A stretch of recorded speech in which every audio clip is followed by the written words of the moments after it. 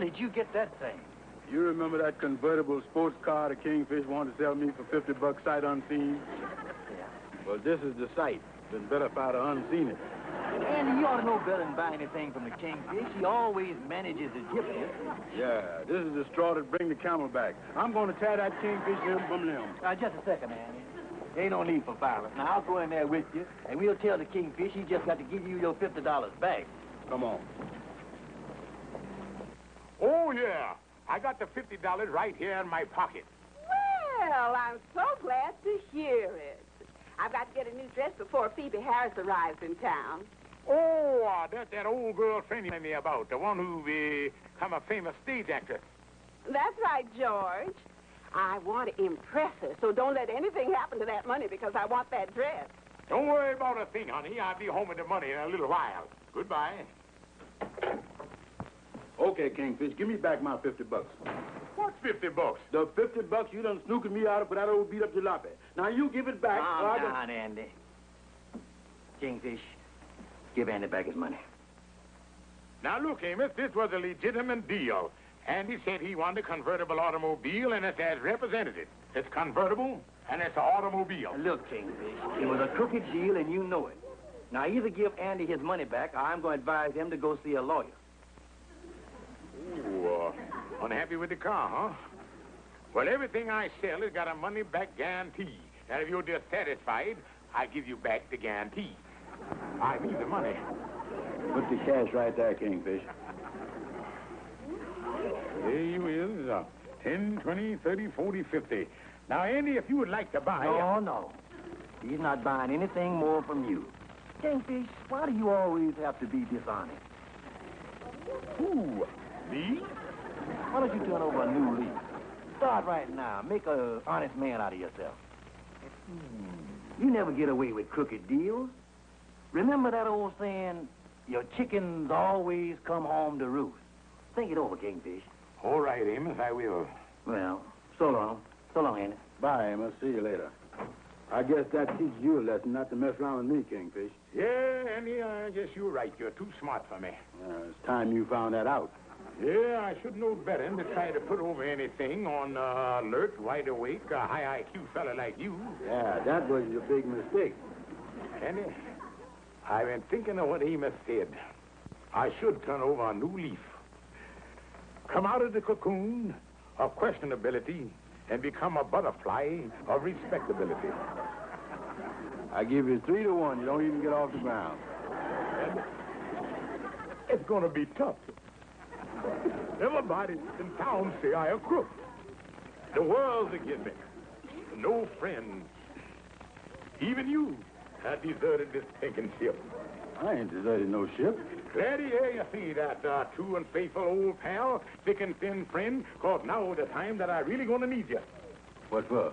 To help convince the world that I'm a reformed man, and from now on, I want to be known as Honest George Stevens. Honest George Stevens? Now, Andy, this is going to sound strange. Here's the way we're going to do it. How? What's the most honest thing in the world? Well, Right, a bank.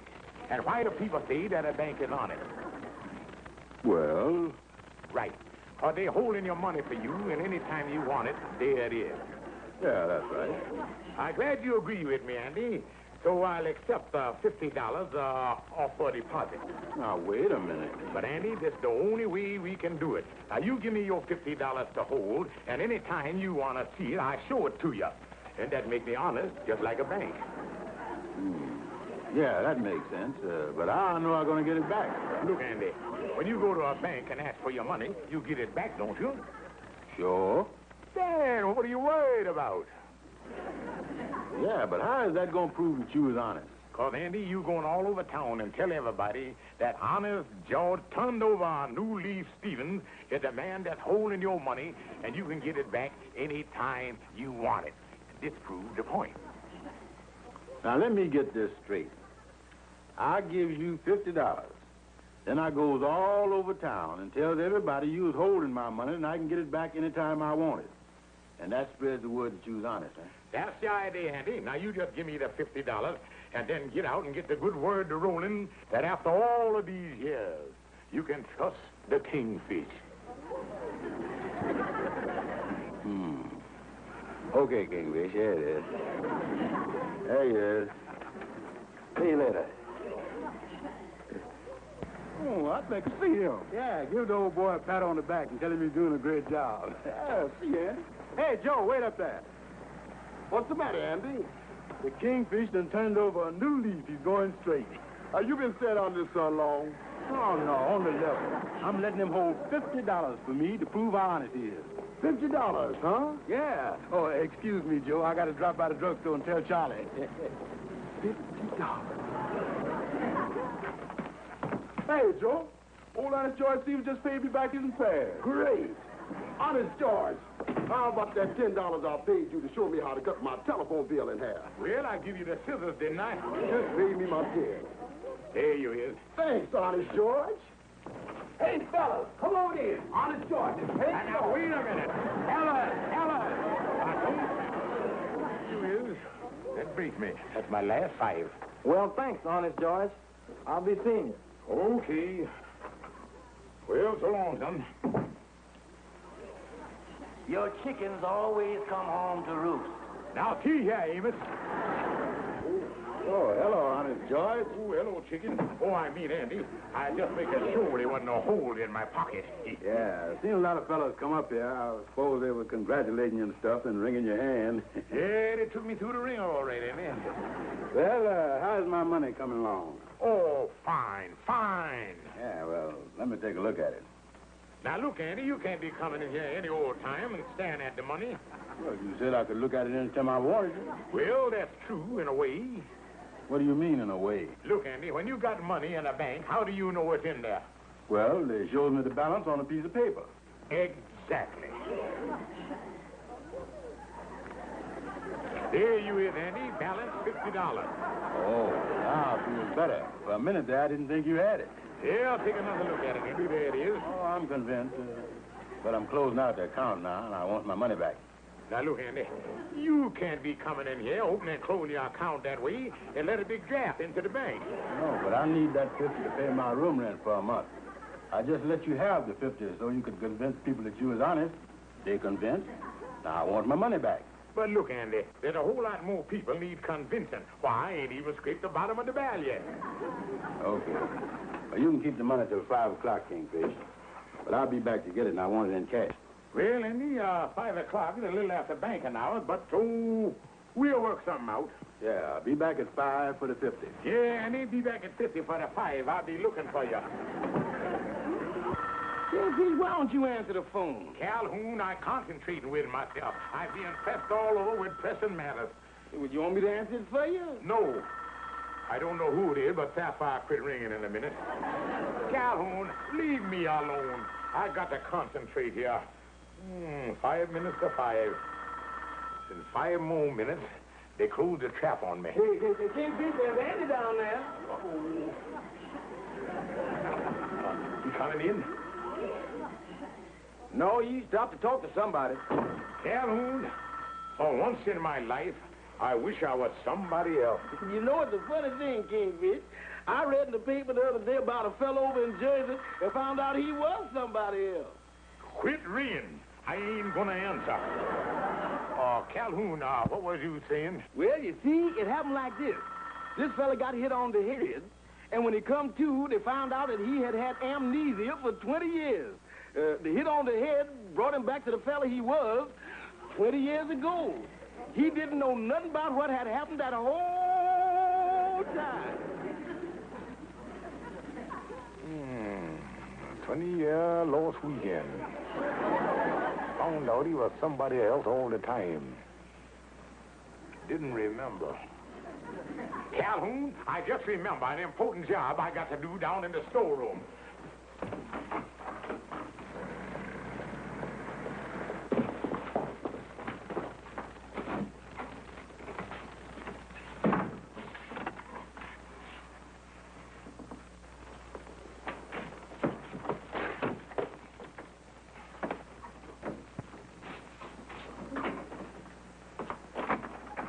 Oh, hello, Calhoun. Hi, Andy. Where's the Kingfish? He's here. Where? He went down to the storeroom for something.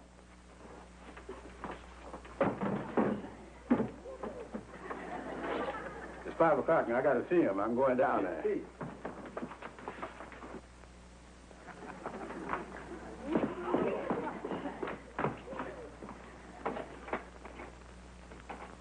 Kingfish. Kingfish. Kingfish, you in there?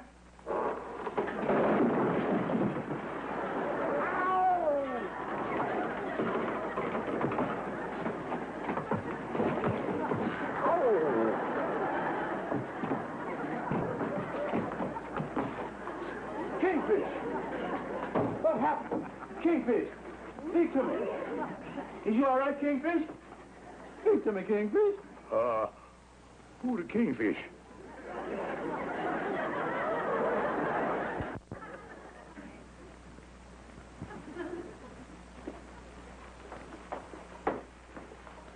Anything serious, Doctor? There's a little bump here. Listen, fellas. Would you all please tell a total stranger where he is? Oh, cut out the act, Kingfish. Who the Kingfish? I, Tom Smith.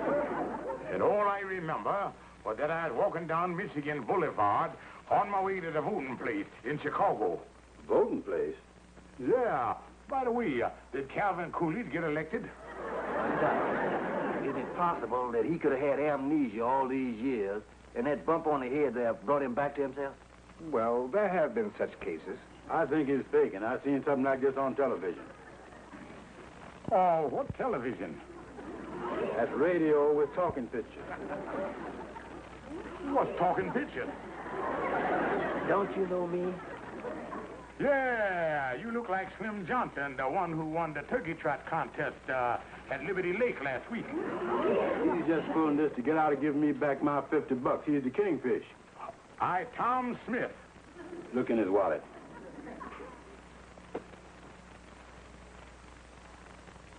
There's nothing in here. No money, nothing. That's the Kingfish, all right. Give me back my dough. You got it here somewhere. Careful. He may have a concussion. If he ain't, I'm gonna give him one. Kingfish? Who's the Kingfish? I, Tom Smith. Andy. Come here, man. Now, look, Andy, ain't no sense in getting all excited. But he's got my money. I got to pay my rent. That's just a stall. Well, maybe it is, but we can't be sure. Not even the doctor can say definitely. Now, he did get a bump on the head, you know.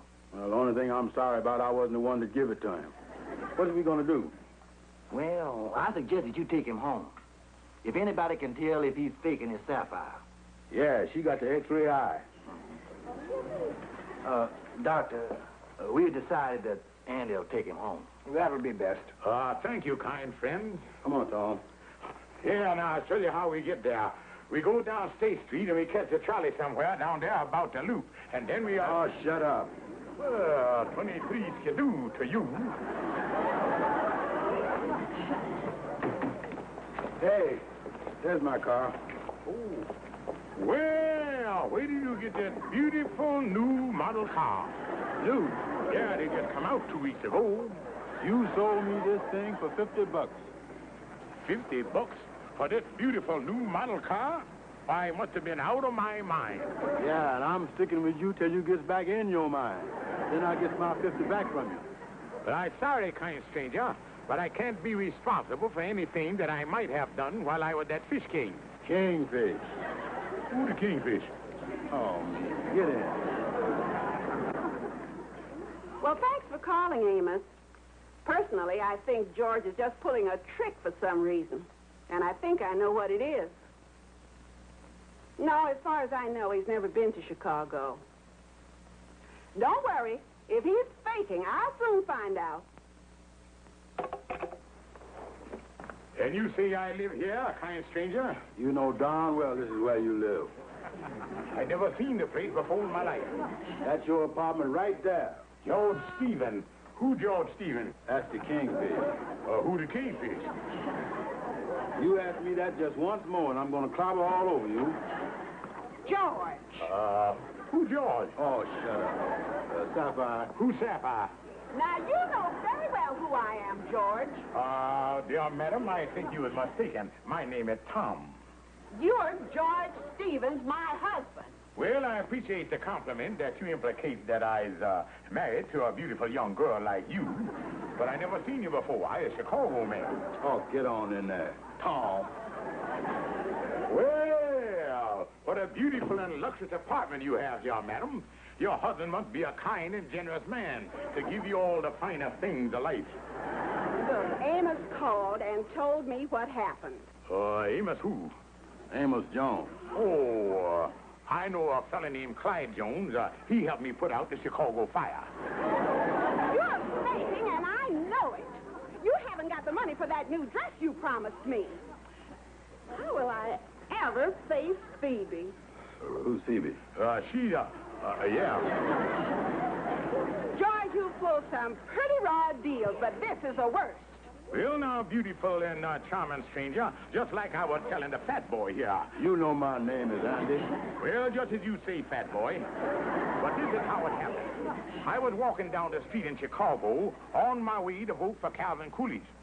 And some bricks fell off of a building. And the next thing I know, I wake up here in New York, and they tell me that 20 years done gone by. I'm the victim of amnesia. Amnesia. Yeah, I've been amnesic all these years. And now I kind of tired. I think I'll go get into bed. Now, if you will just show me. Bed nothing. If you're not George Stevens, you're not my husband, and you can just get out of this house. Now, hold on, Emil, or whatever kind of Jew you is. If you say we are married for better or worse, richer or poorer, amnesia or non-amnesia. And when you take the nuptial vows, you's nuptialated, and that's that. All right. You can stay, but you sleep on the couch. What about me? Where I gonna sleep? Tom here done got my room ready. You can sleep on the couch, too. Good night. Never understand this. Oh, it's awful, Mama. He's been like this ever since Andy brought him home last night. Tom Smith of Chicago, huh? Let me talk to Andy. He had to go downtown. Oh, Mama, what am I going to do? Let's go in the kitchen. I'll find out if he's faking.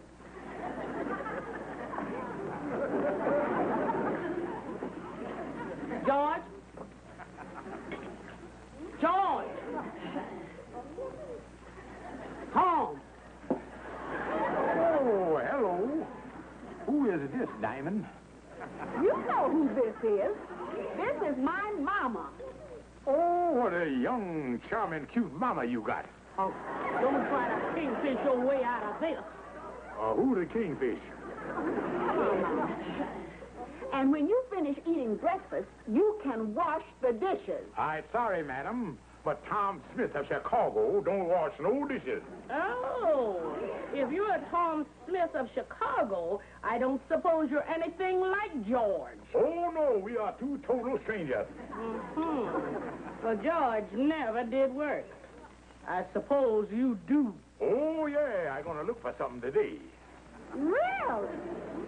And what line of work are you in? Oh, I in the armed garter manufacturing business. You see, that's them elastic bands that men use on their arms to hold their shirt sleeves up. Oh, well, they don't make them anymore. And it's going to be hard to find a job. Then how do you expect to pay all these bills? Bill, George Stevens. These ain't mine. I Tom Smith. And I'm only responsible for what I done back in Chicago. Come on, Mama.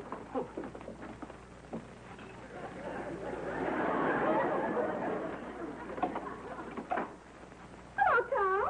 Oh, hello, Emerald. Oh, sit down, you poor man.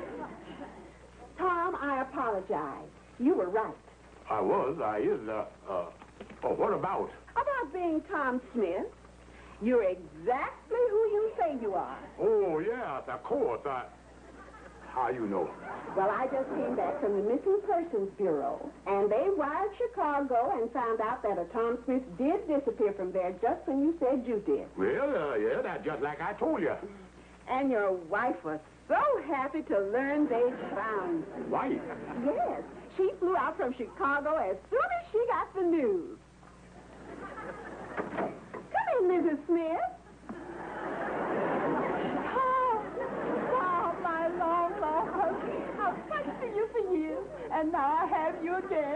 Yeah, hello, I'm glad to...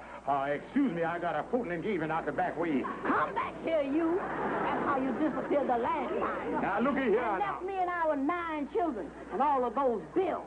9 children and bills? Are you sure that you got the right Tom Smith? You know, the phone book is just full of them. You probably got the wrong number. You're my husband, all right. I'd recognize you any place. You know I can identify you. You have a scar on your left shoulder. Well, I have. And that's something only a wife would know. Get your things together, Tom Smith. You're going back to Chicago with me to our 9 children and the bills. Oh, well, I'd like to, but I can't leave my wife here. Oh, I'm not your wife. I'm married to George Stevens, the man who owes Andy the $50.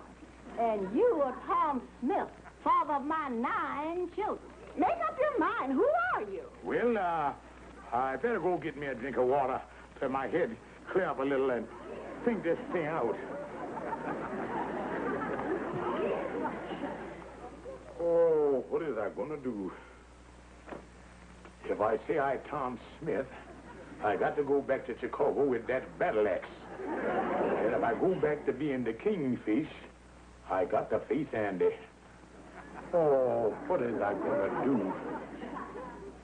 He's been there an awful long time. What's he doing? I don't know. He...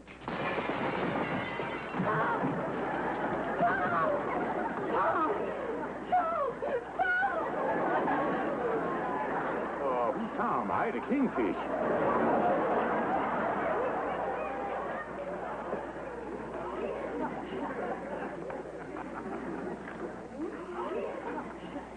Sapphire, I brought you a little refreshment here. Oh, George, thanks. How nice.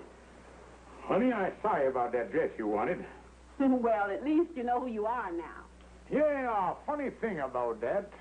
I remember going down in the basement over at the lodge hall, and when I come to, laying out there in the kitchen. You don't remember being Tom Smith? No, wait, he from Detroit?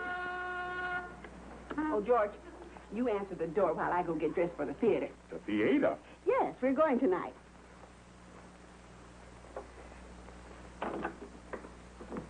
Hello, Tom. Who's Tom? I the Kingfish. Oh, so you're back to yourself again, huh? No rough stuff, Andy.